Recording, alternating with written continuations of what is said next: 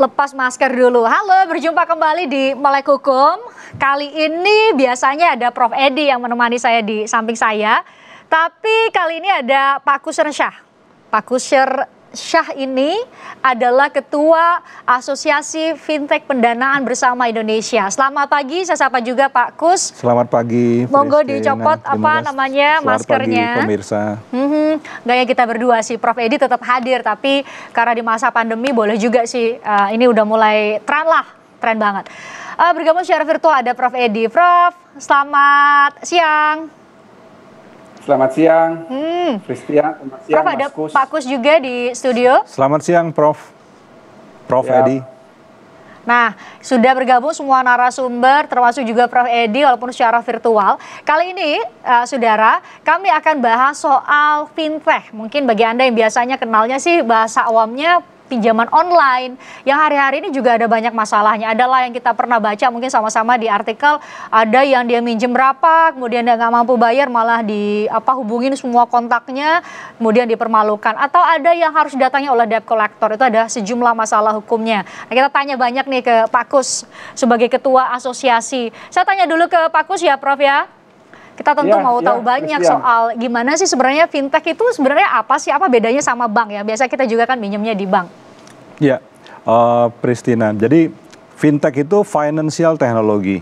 Jadi financial technology itu layanan keuangan menggunakan teknologi secara intensif. Jadi layanan keuangan itu tersimpan di smartphone kita.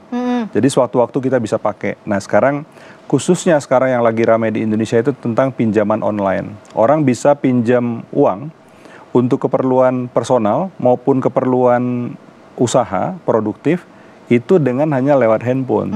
Ya. Nah kalau dulu kita kalau pinjam ke bank kita harus datang ke bank. Kemudian persyaratan bank itu sangat banyak ya kan, karena jurisprudensial ya, prudential reason. Kemudian juga bank minta jaminan. Nah kalau di fintech itu sekarang berat tuh biasanya ya.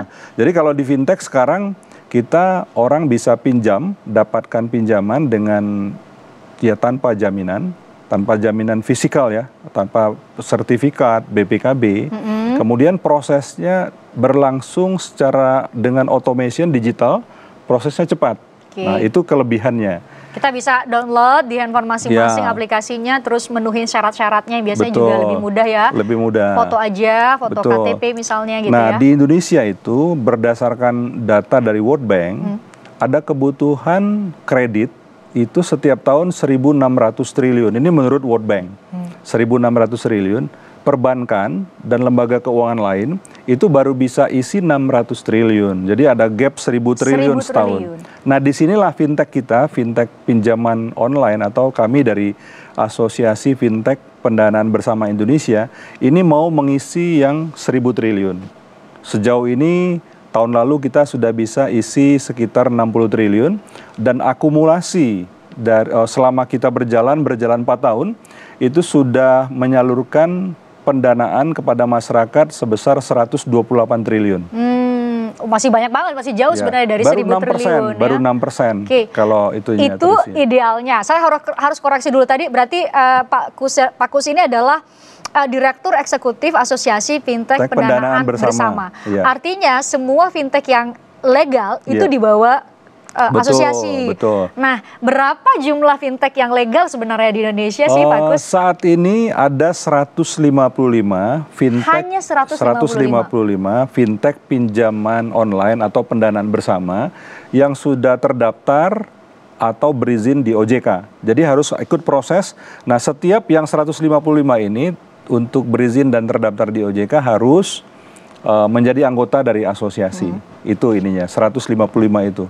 Artinya harus tunduk sama aturan organisasi juga, asosiasi. Betul. Tapi kalau mungkin pemirsa juga sering lihat di Google Play atau Anda punya iOS gitu ya, buka tapi kok lebih dari 155 yang ada di Google Play maupun di... Ya tadi ada gula, ada semut. Market Indonesia sedemikian besar, kredit gapnya 1.000 triliun. Ya, kita dari yang fintech terdaftar berizin di OJK ini 155, tadi 60 triliun.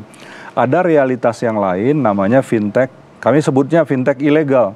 Kalau kami biasanya nyebutnya abal-abal ya, atau fintech atau pinjol abal-abal, ya. Mereka beroperasi sama, menawarkan pinjaman juga, walaupun dengan karakteristik pasti bunganya mintanya tinggi. Kemudian kalau fintech ilegal ini, pinjol abal-abal ini, dia mengakses seluruh. Jadi kalau kita download aplikasinya, itu dia minta permission diakses semua.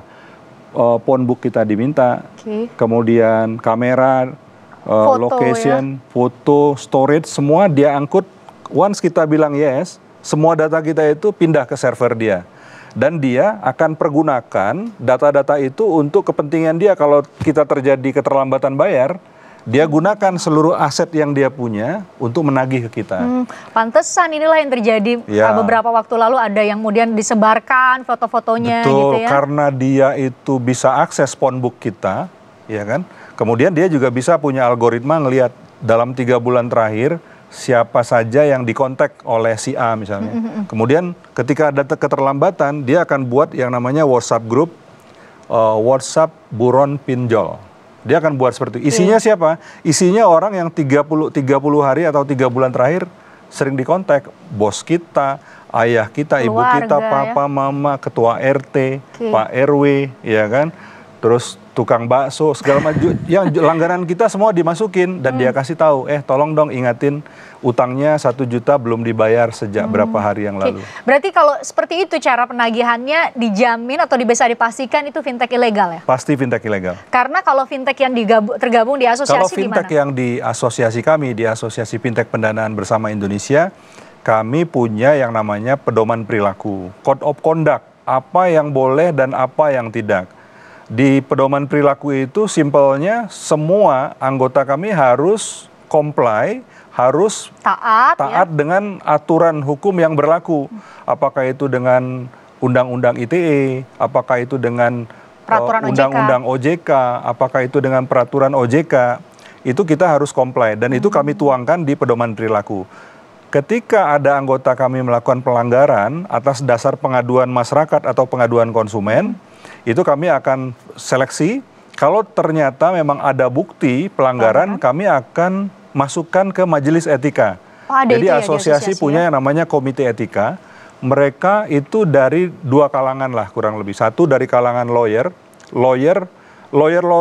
yang terkenal walaupun mereka di asosiasi pro bono. Dan juga dari akademisi. Jadi akademisi masuk sebagai komite etika. Mereka lah yang melakukan pemeriksaan jika ada dugaan pelanggaran. Dan mereka yang legal tapi ya. Fintech yang legal. Dan mereka juga sudah bersidang berapa kali menentukan hukuman. Itu satu, soal cara penagihannya saja sudah berbeda, kemudian ketahuan kalau itu fintech ilegal atau legal. Tapi kalau soal bunga misalnya, bunga kan kadang-kadang pinjamnya berapa, bayarnya harus berapa. Kalau di asosiasi sendiri diatur? Kalau di asosiasi, di pedoman perilaku kami menolak praktek predatory lending. Jadi bunga atau pinjaman yang memangsa peminjamnya. Itulah yang disebut nanti bunga berbunga. Jadi kami menetapkan batasan maksimum pengenaan biaya, bukan bunga. Maksimum pengenaan biaya kepada user atau kepada customer. Kita tetapkan kalau di pinjol ilegal biasanya mereka ya bisa 2% per hari, sampai 5% per hari, sampai tak terhingga sebenarnya. Ya, 2, 5. Nah kalau kita di asosiasi untuk pinjaman-pinjaman yang tiket size-nya kecil, itu kita batasi maksimum pengenaan biaya itu 0,8% per hari. Itu maksimum. Prakteknya banyak teman-teman yang menerapkan di bawah itu. Karena juga di anggota kami kan banyak ada pinjaman-pinjaman yang sifatnya untuk mikro, bahkan bunganya kalau hitungan per hari itu jatuhnya 0,02% per hari. Kecil sekali ya. Kecil sekali karena itu untuk produktif ya kan, dan tiket size-nya juga mungkin lebih besar. Nah, kemudian kedua, kalau pinjam di kita di yang register berizin OJK, itu kami kalau orang pinjam 1 juta, berapapun waktu keterlambatannya, maksimum platform itu boleh menagih hanya 100%-nya. Jadi kalau pinjam 1 juta, maksimum utang kita itu hanya 2 juta. Nggak ada tuh istilah. Sampai 30 juta kan pernah kita ada pinjam tuh. 2 juta, tiba-tiba satu dan lain hal, 1 tahun setengah kemudian pinjaman kita jadi 5 juta, 6 juta nggak ada. bahkan ada kejadian yang setiap hari 1.500.000 ya per hari gitu ya. Nah itu predatory lending dan itu pasti bukan anggota kami. Itu pasti fintech ilegal karena prakteknya dia emang boleh dikatakan suka-suka hati dia, pengenaan denda itu dia gunakan untuk mengancam pengguna. Kalau kamu nggak bayar besok, makin gede kamu akan saya tambahin 500.000. Orang ketakutan. Kalau masih ada effort, kemudian cari bayar. Tapi kalau nggak ada, ya udah. Semakinlah terlilit hutang, semakin terlilit hutang, semakin jadi gali lubang, besar. tutup lubang, ya. Pernah dalam sejarah kami bersama informasi dari Otoritas Jasa Keuangan, kami menemukan user fintech ini sempat ada yang pinjam di 143 platform. Wow, kalau yang 20 platform, 40 platform udah banyak, ya kan? Tapi ya pinjam di legalnya sekitar ada 10 atau 20. Nah, tapi sekarang di kami sejak kami punya yang namanya fintech data center.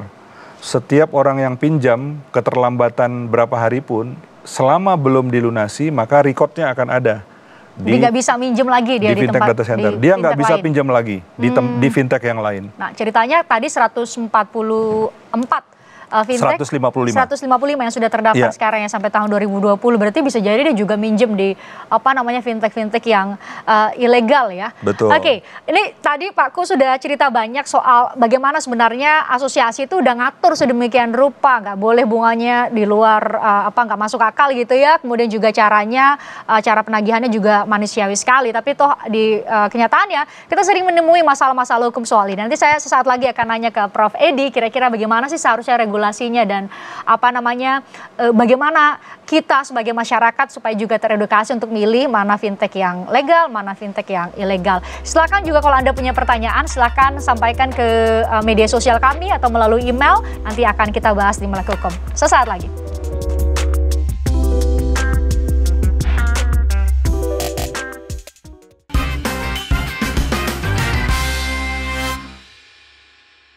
Nah, saya langsung mau nanya ke Prof. Tadi cerita dari Pak Kus di segmen sebelumnya kan sudah sedikit lengkap tuh gambarinnya. Berarti regulasi kita saat ini tidak terlalu menjangkau atau tidak sama sekali menjangkau mereka yang ilegal dong, Prof ya? Fintech yang ilegal? Sebetulnya begini ya. Jadi kalau saya mendengar penjelasan dari Mas Kus, maka saya kira ke depan ini atau yang menjadi tanggung jawab dan kendala kita bersama adalah bagaimana membasmi fintech ilegal itu sampai akar-akarnya. Mengapa demikian? Karena yang pertama ya, mereka berada di luar koridor hukum. Kemudian yang kedua, mereka meminjamkan kepada user kemudian dengan bunga seenaknya. Dan yang ketiga, mereka menggunakan cara-cara yang tidak manusiawi. Mengapa saya katakan cara-cara yang tidak manusiawi? Seperti tadi dikatakan oleh Mas Kus, ketika misalnya orang terlambat bayar, lalu kemudian dibikin WA group, lalu semacam diteror dan lain sebagainya. Oleh karena itu, saya kira ini didengar oleh semua pemirsa. Yang pertama bagi masyarakat yang memang membutuhkan dana dan itu memang tidak bisa di-cover oleh bank, maka sebaiknya hati-hati dalam memilih fintech yang bisa membantu Anda dalam mencari solusi. Dalam hal ini adalah fintech yang legal. Yang kedua, kalau misalnya Anda sudah terlanjur minjam kepada fintech yang yang ilegal, kemudian ada keterlambatan bayar, ya sudah, saya mengatakan kepada Anda kembalikan saja pokoknya. Atau kalau toh seperti apa yang diatur oleh fintech legal tadi, kalau misalnya dia pinjam 1 juta, maka mau berapa lama pun, oke, maksimal yang dia kembalikan adalah 2 juta, itu make sense. Tetapi kalau kita lihat yang fintech ilegal itu berbunga dan berbunga. Bahkan ada orang yang pinjam 1 juta kemudian bisa kembalikan 30 juta. Ini sebetulnya sudah lagi bukan persoalan pinjam meminjam, tapi ini sudah pada suatu modus operandi kejahatan. Mengapa saya berani mengatakan demikian? Yang pertama, pada dasarnya orang melakukan pinjam meminjam mau dalam konteks kredit bank maupun dalam pinjaman online, baik yang legal maupun ilegal, ini semuanya ini adalah berlaku standar kontrak. Standar kontrak di dalam hukum perjanjian itu pada dasarnya adalah duang kontrak. Apa itu dwang kontrak? Dwang kontrak itu adalah perjanjian yang bersifat memaksa. Kalau perjanjian yang bersifat memaksa, itu kan hanya ada dua kemungkinan, take or leave it. Kita mengambil semuanya atau kita menolak semuanya. Orang-orang yang kepepet, yang kemudian meminjam dari pinjaman online khususnya yang ilegal ini kemudian mereka disuruh mengembalikan dengan berbunga. Maka saya katakan oke, kembalikan saja pokoknya. Karena apa? Perjanjian yang semacam ini dapat diminta pembatalan atau apa yang disebut dengan istilah vernih tebar. Mengapa bisa dimintakan pembatalan? Karena terjadi suatu keadaan dan itu sudah diakui oleh jurisprudensi kita, suatu keadaan yang namanya misbruik van omstandigheden atau undue influence atau penyalahgunaan keadaan. Karena orang yang meminjam ini dia betul-betul butuh, oke kita pinjamkan, tetapi kemudian ada persyaratan karena ya standar kontrak seperti itu. Terlambat sehari 2% atau 5%, kemudian besok bunga di atas bunga dan lain sebagainya sehingga pinjam 1 juta bisa berujung sampai 30 juta. Bagi saya ini sudah crime ya. Sekaligus saya ingin bertanya kepada Mas Kus Fristian. Jadi Mas Kus ini adalah teman lama saya. Saya sudah mengenal Mas Kus ini 32 tahun yang lalu. Waktu itu saya di SMP dan Mas Kus ini SMA. Kami berdua ini sama-sama adalah siswa teladan nasional. Cuman bedanya saya SMP dari Maluku, Mas Kus ini SMA dari Jambi. Jadi ini teman lama sebetulnya. Saya ingin bertanya kepada Mas Kus, apakah mereka yang tergabung yang tadi 155 Prof. yang terdaftar di OJK itu mereka diwajibkan berbadan hukum atau boleh perorangan atau bagaimana? Mengapa ini penting? Ini untuk melihat kira-kira rumusan delik mana yang bisa diterapkan kepada fintech yang ilegal ini. Itu pertanyaan saya, Mas Kus. Yang 155 wajib berbadan hukum itu bisa dalam bentuk PT atau koperasi, Prof. Oke, itu menarik itu ya. Saya kira untuk pengantar dari saya demikian, Christian. Oke, Prof, kalau dari sudut pandang saya sih mikirnya gini, kalau Prof bilang tadi undang-undang transfer dana ya Prof yang bisa digunakan untuk bisa menjerat fintech yang ilegal. Tapi minjemnya, kan ini yang jadi korbannya tuh biasanya yang butuh dana banyak, butuh dana justru Prof. Minjemnya 500.000, kalau lapor ke polisi mungkin prosesnya akan butuh dana lebih banyak lagi, ongkos bolak-balik aja udah mahal Prof. Jadi apakah ada ada kesempatan bagi mereka-mereka yang sebenarnya sudah terjerat utang, kemudian kalau mau punya mencari keadilan itu gimana, Prof? Ya, itulah tadi saya katakan. Bagi mereka yang menjadi korban fintech ilegal ini ya sudah tidak usah membayar lalu kemudian kalau praktek-praktek penagihan yang mengarah kepada pengancaman, yang mengarah kepada tindakan teror, yang mengarah kepada pemerasan, yang mengarah kepada defamation, ini adalah case tersendiri. Ini adalah kasus tersendiri yang saya ingin mengatakan kepada user, kepada mereka yang menjadi korban dalam tanda petik dari jeratan lintah darat fintech online ini untuk harus berani melaporkan tindakan-tindakan yang tadi yang tidak manusiawi itu. Jadi menagih hutang kemudian dengan cara mengirimkan WA group kepada siapapun untuk dihubungi, ini sudah masuk defamation atau bisa masuk pasal pengancaman, bisa juga persoalan pemerasan dan lain sebagainya.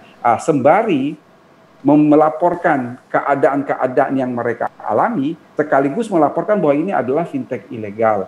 Mengapa tadi saya bertanya kepada Mas Kus ini menjadi penting? Karena di dalam ketentuan pasal 60, jadi gini, mengapa saya katakan bisa menggunakan undang-undang transfer dana? Ketika kita membaca suatu undang-undang,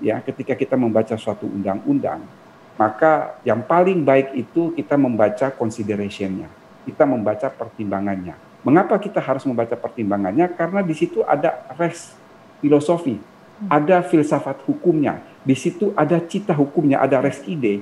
Ini ada landasan filosofis mengapa undang-undang ini dibuat. Ini adalah Undang-Undang Nomor 3 Tahun 2011 yang satu, dia mengantisipasi transaksi keuangan yang begitu marak, tetapi tidak secara manual, tetapi melalui sarana teknologi informasi. Itu yang pertama. Yang kedua, ini yang menjadi catatan bahwa maksud dari pembentuk undang-undang mengatur soal transfer dana ini adalah menitik beratkan pada soal kelancaran, keamanan, dan kepastian hukum. Ini yang penting. Dua terakhir ini yang penting, keamanan dan kepastian. Bagaimana kita berurusan dengan fintech yang ilegal? Itu kan berarti tidak ada kepastian hukum. Ini dari soal keamanan bagaimana? Ini yang saya kira dengan berdasarkan landasan filosofis dari undang-undang tersebut, kemudian kita masuk pada pasal 69. Pasal 69 Undang-Undang Aquo itu mengatakan bahwa badan yang bukan bank dan lain sebagainya ketika mengusahakan transfer dana itu harus meminta izin dari Bank Indonesia. Kemudian pada pasal 20 pada pasal 79 dikatakan setiap orang yang tidak memenuhi ketentuan sebagaimana dimaksud dalam pasal 69 itu dikenakan pidana penjara maksimum 3 tahun penjara dan denda kalau saya tidak salah sekitar 3 miliar rupiah. Saya kira harus berani ya aparat penegak hukum untuk menjerat fintech online yang sudah banyak memakan fintech ilegal yang sudah banyak memakan korban sampai ada yang depresi bahkan ada yang sampai bunuh diri. Jadi saya kira hal-hal yang bersifat ilegal ini harus segera dibasmi. Demi apa? Demi keamanan dan kepastian hukum bagi masyarakat yang memang membutuhkan dana dalam waktu cepat, sementara ini tidak bisa ditanggulangi oleh bank. Tadi dikatakan oleh Mas Kus, bisa bayangkan kebutuhan kita adalah 1.600 triliun. Yang bisa di-cover oleh bank hanyalah 600 triliun. Sementara yang 1.000 triliun ini ya kita berharap dari fintech yang legal ini. Jadi saya kira kita harus melakukan membasmi, memberantas fintech yang ilegal sampai ke akar-akarnya supaya tidak lagi masyarakat kita, rakyat ini menjadi korban dari predator lintah darat yang kemudian orang meminjam lalu bisa berbunga-bunga sampai tidak terbatas. Sampai udah nggak mampu bayar ya. Pak Kus, sebenarnya cara kerja dari fintech itu sih sebenarnya seperti apa sih? Kalau kita kan biasanya kalau baca di artikel-artikel bilangnya itu peer-to-peer lending. Itu sederhananya seperti apa, Pak Kus? Menurut saya gini, sangat menarik tadi itu opini dari Prof. Edi ya soal terobosan masuk ke undang-undang transfer dana ya. Transfer dana. Ya walaupun memang ada juga kondisinya adalah transfer dananya memang pakai platform yang berizin, perbankan atau PG atau platform yang berizin. Nah, cuma merekanya yang berusahanya yang nggak berizin gitu ya. Itu memang challenge, tapi ini ada celah ya, ada celah untuk masuk sana. Ini luar biasa. Saya belum pernah dengar diskusi ini sebelumnya, mudah-mudahan bisa di ini ya. Nah, jadi kalau peer-to-peer lending itu sebenarnya begini. Kalau di bank, kita kan kalau deposito atau tabung ke bank, setelah di bank, dana kita itu mau dikelola oleh bank, kita nggak tahu dana itu akan dipinjamkan bank kepada peminjam atau borrower yang mana. Itu kalau di bank kan, kita simpan saja, kemudian bank akan manage, karena itu kita trust sama bank akan kelola. Nah kalau di fintech peer-to-peer lending, seorang user, ya misalnya Pristiana, itu punya dana katakanlah 10 juta. Saya mau jadi sebagai lender, saya bertindak, saya register di platform, login, saya pilih saya mau menjadi sebagai pendana atau sebagai lender. Oke, saya tempatkan berapa? 10 juta. 10 jutanya kemudian oleh Pristiana, Pristian, itu kemudian mau disalurkan kemana bisa pilih sendiri. Oh gitu? Saya 10 juta ini saya mau, ada case 10 nih yang mau pinjam Pristian. Ada 10 kan, kemudian 10 ini dari 10 juta, 1 juta ke yang A, 1 juta ke B, saya yang pilih. Dan saya sebagai pemberi pinjamannya tahu? Tahu, karena kita yang pilih, kita mau pinjamkan itu ke siapa. Nah, atas dasar itulah kalau di fintech, seorang user, pendana, itu harus tahu produknya dan tahu resikonya. Karena kalau kita nggak tahu produk dan nggak tahu resikonya, kita nggak berani dong menempatkan dana kita. Oleh karena itu, maka platform fintech atau pinjol yang terdaftar ini di OJK, mereka wajib untuk melakukan keterbukaan informasi. Jadi term condition-nya harus dibaca, ditunjukkan berapa pengenaan bunganya, returnnya berapa kepada pengguna, kemudian berapa kalau peminjam berapa bunganya, kemudian berapa pinjaman yang sudah tersalurkan. Itu harus diceritakan. Kemudian berapa tingkat kesuksesan bayar. Itu harus diceritakan. Sehingga ketika saya masuk, saya udah ada potretnya. Kalau saya punya 10 juta, saya menjadi lender, saya salurkan ke pengguna dengan tingkat kesuksesan bayar 95%, maka kan berarti ya saya akan dapat, kalau misalnya saya ditawarkan return atau bunganya 16%, berarti saya akan dapat 95% dari 16% itu. Ya kan? Nah, itulah kurang lebih. Jadi itu dari lender. Kemudian kedua, ada pilar yang lain adalah borrower. Sebenarnya buat Indonesia, lender, borrower ini sangat penting. Kalau borrower itu siapa? Yang tadi itu. Yang meminjam gitu ya? Kita katakan namanya masyarakat yang unbanked dan underserved. Mungkin nggak punya akses ke bank gitu ya? Ya, masyarakat belum memenuhi persyaratan untuk kelayakan untuk mendapatkan pinjaman dari bank. Ini masyarakat ini, dan ini gede sekali segmennya di Indonesia. That's why tadi ada 1.000 triliun kredit gapnya kan. Nah itu kemudian ini yang kita sasar, dan pengguna di kita itu sebagian besar itu milenial. Jadi borrowernya maupun lender tadi penggunanya milenial. Umur 19 sampai 34 tahun itu 70% dari user fintech. 70%, gede banget ya. Jadi beda dengan bank kan. Kalau bank pasti user utamanya adalah umur-umur di atas 21 ke atas ya. Kalau ini, dan itu persentasenya pasti gede. Kalau di fintech, dan kebanyakan ini memang stereotip dari platform digital, usernya memang milenial, 19 sampai 34 tahun, itu 70% dari usernya. Paham teknologi, maunya juga prosedurnya mudah sebenarnya, cepat gitu ya dicairkannya. Nah, tapi juga tentu ada hal-hal yang harus diperhatikan. Dan borrower ini ya kan, itu harus dalam negeri. Jadi harus makanya KTP. Kenapa harus nunjukin KTP gitu dan ya? badan hukum. Tapi kalau lender itu boleh dari seluruh dunia. Boleh menjadi lender di platform fintech. Nah itu sebenarnya tujuannya apa? Tujuannya kita mau bawa sebanyak mungkin uang, dana itu masuk ke sektor produktif Indonesia dan di sektor masyarakat yang unbankable dan underserved ini. Sebenarnya tujuannya sih ideal banget, ideal banget. Demokratisasi layanan keuangan. Tapi kemudian ada pada kenyataannya ada pihak-pihak yang menyalahgunakan kesempatan itu sebenarnya, yang kemudian justru menyusahkan kita sebagai konsumen misalnya. Kita akan bahas lagi, Pak Kus dan juga Prof. Kami menerima pertanyaan maupun pernyataan di email maupun nomor WhatsApp yang sudah kami tunjukkan beberapa kali di layar Kompas TV. Nanti kami akan bahas. Usai jeda.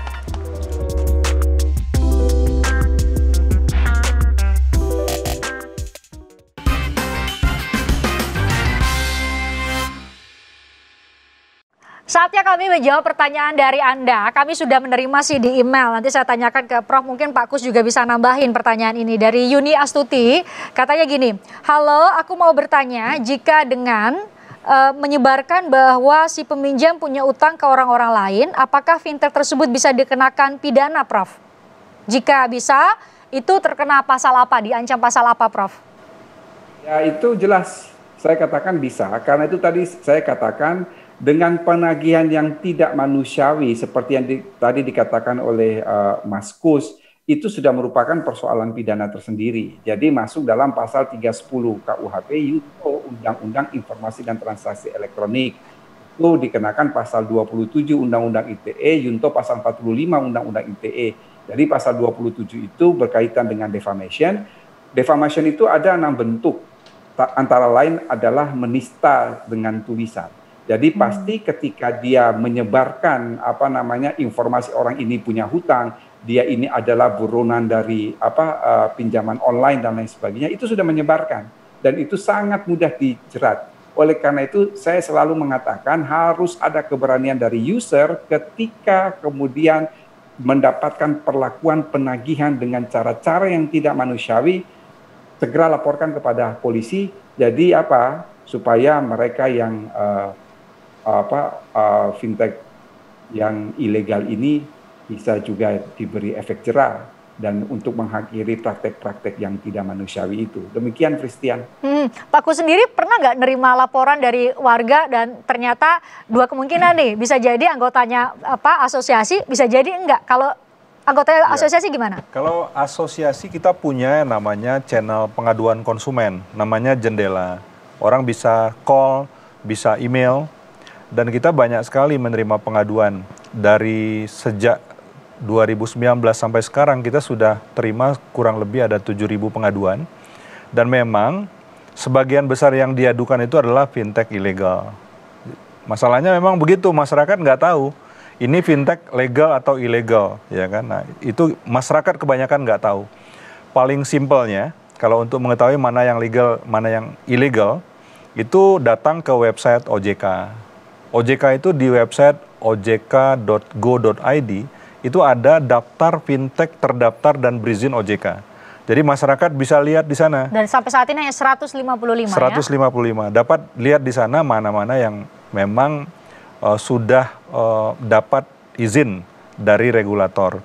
Tapi juga tetap hati-hati karena kalau misalnya begini, kita lihat ada satu platform, katakanlah misalnya platform itu Investri misalnya. Investri atau apa gitu ya. Kita lihat, oh ini berizin di OJK. Tapi setelah kita lihat, ternyata nama platformnya terus ada underscore. Itu beda ternyata? Beda, karena kan kalau di digital itu, digit itu kan beda. Ya kan, ABCD dengan ABCD underscore atau AB underscore CD beda. OJK dan Satgas Waspada Investasi dan Kemenkominfo itu sudah men-take down lebih dari 2.500 aplikasi fintech ilegal. Problemnya adalah ketika mereka sudah di-take down, ya mereka tinggal ganti komposisi huruf angkanya, tapi image-nya sama, citranya sama tentang brand tertentu, ya dia bisa masuk lagi di App Store. Bisa di-download lagi sama di Play Store. Sama bisa kita di-download semua lagi dengan mudah ya, gitu ya. Dan dia bisa, karena masih pegang data kita, dia bisa lagi akses kita lagi. Akses usernya dia bisa teruskan aksesnya untuk menagih dan lain-lain. Jadi butuh regulasi yang sederhananya berada di depan nih sebenarnya buat ngatur fintech ilegal ya. Ya, dari diskusi kami sebenarnya kalau belajar benchmark dengan negara lain, ini juga minta opini dari Prof juga, Prof Edi. Ya, ada katanya harusnya polisi baru bisa menghentikan operasional fintech ilegal itu kalau ada dasarnya. Masalahnya sekarang nggak ada undang-undangnya. Undang-undang fintech atau undang-undang digital ekonominya itu nggak ada. Belum ada. Jadi polisi sekarang actionnya itu baru sebatas yang melakukan penghinaan, yang melakukan intimidasi, ya dilaporkan, dipanggil kemudian diproses, ya kan? Baru sebatas itu. Sempat juga ada 2 kali polisi itu men-take down fintech ilegal, tapi yang setahu kami yang masuk itu sampai baru dari tenaga penagihnya yang operator lapangan istilahnya ya. Fintechnya sendiri atau ownernya sendiri yang mengendalikan, mengoperasikan uang puluhan atau bahkan ratusan miliar nggak? Kita tanya Prof untouchable ya masih ya. Nah, kita tanya Prof, gimana tuh Prof? Begini, Fristian, jadi betul ya, kalau kita yang belajar di Fakultas Hukum itu ada pepatah yang mengatakan bahwa hukum itu selalu ketinggalan dari peristiwa. Mengapa ya hukumnya masih di belakang, peristiwanya sudah lebih dulu. Tetapi saya tidak sependapat dengan pepatah tersebut. Mengapa? Karena hukum itu bukan orang, hukum itu adalah suatu sistem. Suatu sistem yang terdiri dari sub-subsistem. Apabila ada kekosongan, apabila ada kekurangan, apabila ada ketidaksempurnaan pada satu subsistem yang lain, akan dilengkapi, akan diisi, akan disempurnakan oleh subsistem lainnya. Ketika orang berbicara bagaimana menanggulangi fintech yang ilegal, saya kira kita tidak perlu menunggu undang-undang digital ekonomi atau digital keuangan atau apapun. Kita bisa menggunakan instrumen yang ada, antara lain tadi saya katakan dengan menggunakan undang-undang transfer dana. Sekarang ini kita perlu satu terobosan, karena itu harus test case ya, saya katakan harus test case. Jadi mereka yang fintech-fintech ilegal ini, mereka mungkin tidak hanya dipolisikan dalam konteks penagihan yang tidak manusiawi dan lain sebagainya, tetapi keberadaan mereka sendiri itu sebetulnya adalah sesuatu yang ilegal, sesuatu yang melawan hukum. Nah, ini yang harus kita kejar di sini.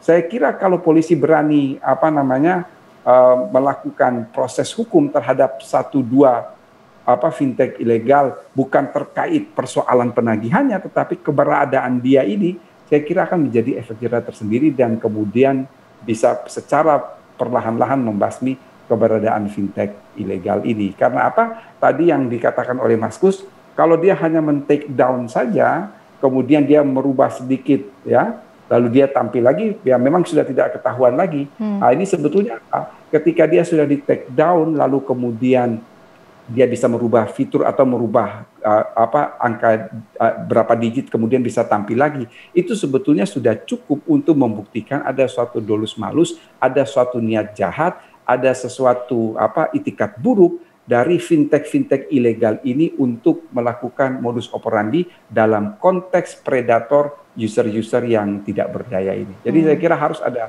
keberanian tersendiri, Christian, dari aparat penegak. Semoga para penegak hukum sudah dengar dari Prof, jadi semakin tercerahkan. Oh, ada celahnya nih, ada yang bisa digunakan.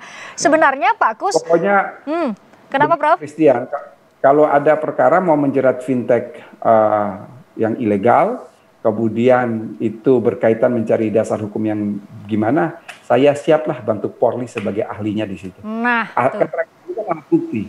Nah, sudah diumumkan di Melek Hukum, Prof siap membantu untuk bisa menemukan dasar-dasar hukumnya gitu, Prof ya. Itu predator dan lintah darat betul ya. Kejadian-kejadian ini saya kira harus diakhiri. Kasihan rakyat kita yang begitu kepepet minjem uang, ternyata minjem uang pada orang yang salah tempat atau pada institusi yang salah. Saya kira itu tidak boleh terjadi karena ini orang katakan sudah jatuh ketimpa tangga ya. Betul. Dia butuh mungkin kemudian dikenakan bunga yang berlipat ganda. Yang nggak masuk akal angkanya. Nah, selain bunga yang nggak masuk ke akal, kemudian juga ada penggunaan debt collector nih, cara penagihan yang tidak manusiawi.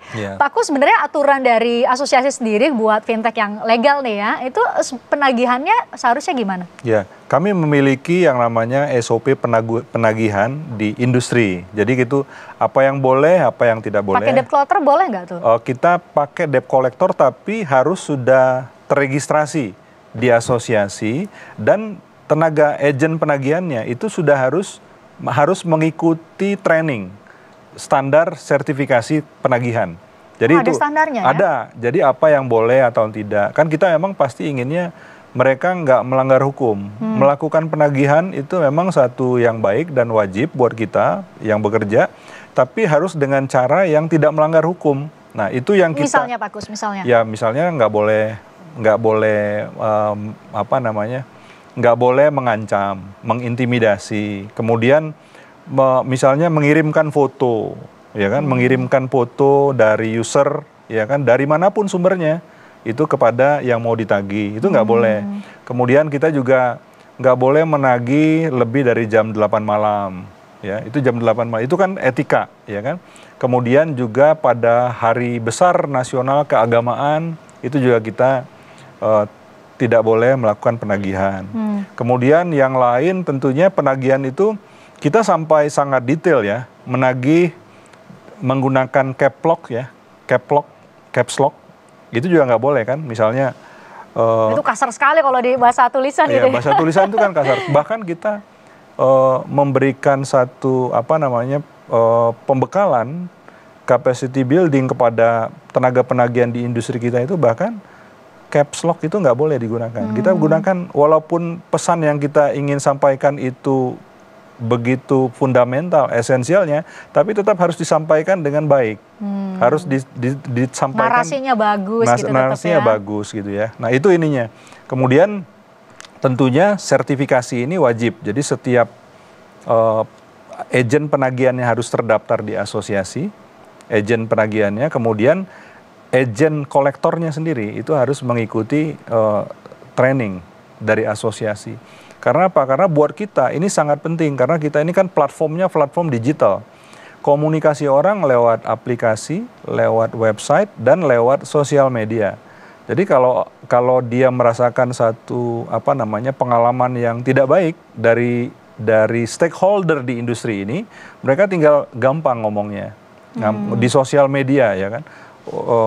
Posting bahwa penagihan ini nggak baik, bisa jadi mengadukan ke OJK. Nah, makanya kami di industri sangat concern bahwa memastikan bahwa seluruh stakeholder yang terkait dengan penagihan itu harus comply dengan SOP penagihan yang kami punya. Itu ada banyak sekali ya. Tata cara, ya sopan santun dalam menyapa pelanggan, itu juga kita sampaikan. soal waktu, kemudian soal tulisan, dan kita secara reguler juga kita minta review, kita punya lawyer, kami dari asosiasi ada lawyer.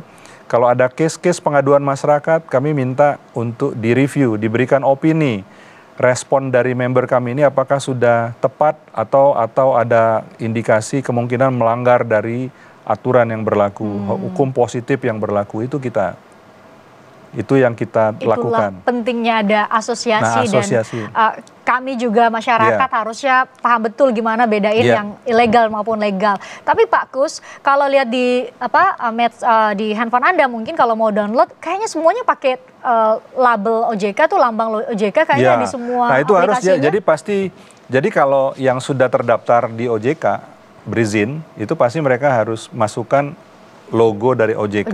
Ya kan? Terdaftar dan diawasi OJK atau berizin dan diawasi OJK, dan biasanya juga mereka akan masukkan bahwa mereka itu member dari API, ya, member dari API asosiasi. Dari dua itu sebenarnya secara visualnya sudah kelihatan bahwa ini terdaftar, tapi kan tetap saja kita harus recheck ya. Yang ilegal pun juga bisa menggunakan logo OJK, menggunakan logo asosiasi. API. Walaupun nanti kalau kita tahu ada penggunaan itu secara tidak bertanggung jawab, kita bisa tuntut ya. Kami dari asosiasi atau OJK juga bisa tuntut yang menggunakan platform itu. Cuma masalahnya ketika dituntut nggak tahu itu badan hukumnya di mana. Aplikasinya itu yang pernah di take down polisi. Aplikasi servernya ada yang di California, ada yang di Hong Kong, ya. Di sininya mungkin ada di sini di mana. Jadi pertanyaan yurisdiksi hukum kita masuk nggak ke mereka gitu ya? Betul. Wow, oke. Ada banyak banget dan ternyata sekompleks itu bicara soal fintech ya, saudara. Kita akan bahas lagi selanjutnya di segmen berikutnya di Melek Hukum.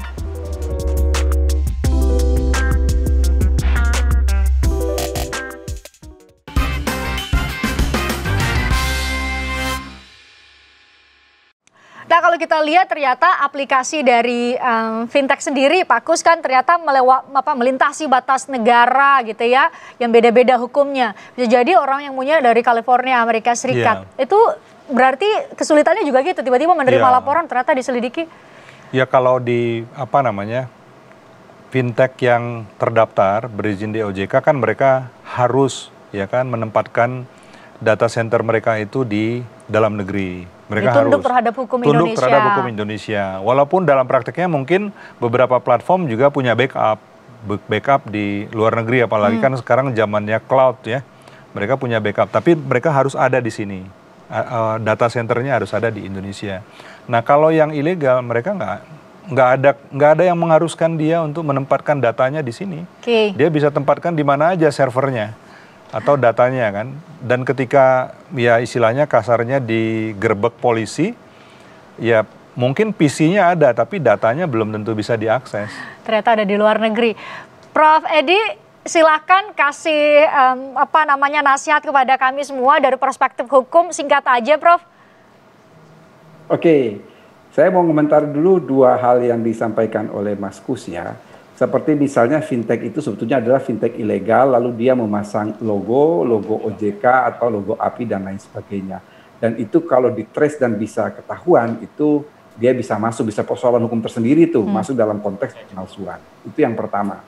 Yang kedua adalah persoalan servernya tidak berada di luar, tetapi tidak berada di Indonesia, tapi berada di luar. Memang benar, kita akan persoalan yang sangat rumit atau complicated terhadap penegakan hukum. Tetapi saya mau ingatkan begini. Undang-Undang Informasi dan Transaksi Elektronik dalam pasal 2-nya itu sebetulnya adalah lintas batas. Mengapa saya katakan lintas batas? Karena coba perhatikan pasal 2 Undang-Undang Informasi dan Transaksi Elektronik. Di situ dikatakan bahwa undang-undang ini berlaku baik bagi setiap orang yang melakukan kejahatan di Indonesia maupun di luar wilayah Republik Indonesia. Jadi sebetulnya dia itu tidak hanya di teritorial Indonesia, tetapi juga di luar teritorial Indonesia, tetapi yang berkaitan dengan kepentingan Indonesia. Salah satu dalam kepentingan Indonesia itu adalah kepentingan ekonomi. Itu dijelaskan dalam penjelasan Undang-Undang Informasi dan Transaksi Elektronik. Meskipun persoalan penegakan hukum akan menimbulkan hal yang complicated ya, meskipun kita mempunyai Undang-Undang Nomor 1 Tahun 2006 berkaitan dengan timbal balik dalam hukum pidana. Terakhir yang ingin saya katakan kepada pemirsa bahwa berhati-hatilah ketika kita akan melakukan pinjaman secara online. Yang pertama dan utama itu adalah melakukan cek and recheck apakah ini legal ataukah ilegal. Kalau ini ilegal, segera ditinggalkan. Kalau ini legal, kemudian kita membutuhkan kepastian lebih lanjut apakah ini benar-benar legal ataukah tidak. Yang kedua, bagi masyarakat yang sudah terlanjur meminjam secara melalui fintech yang ilegal, kemudian ditagih dengan cara-cara yang tidak manusiawi, jangan ragu, jangan bimbang untuk melakukan proses hukum terhadap proses hukum, fintech yang ilegal ini. Satu, dari sisi penagihan itu bisa masuk pada pencemaran nama baik, bisa masuk kepada pemerasan atau pengancaman, dan yang kedua, keberadaan dia sebagai fintech ilegal ini saya kira mesti dibuka keran dalam pengertian suatu terobosan terkait dengan penjeratan dalam pasal 69 junto pasal 79 Undang-Undang Transfer Dana. Saya kira demikian, Christian. Oke, ada dasar hukumnya, semoga kemudian bisa memberikan perlindungan hukum bagi masyarakat yang menjadi konsumen dari fintech. Pak Kus, terima kasih. Prof juga terima kasih sudah bergabung secara virtual, semoga mencerahkan seperti judul acara kami, Melek Hukum, semoga bisa membuat kita paham hukum semuanya. Saya Christian Girici, terima kasih, sampai jumpa.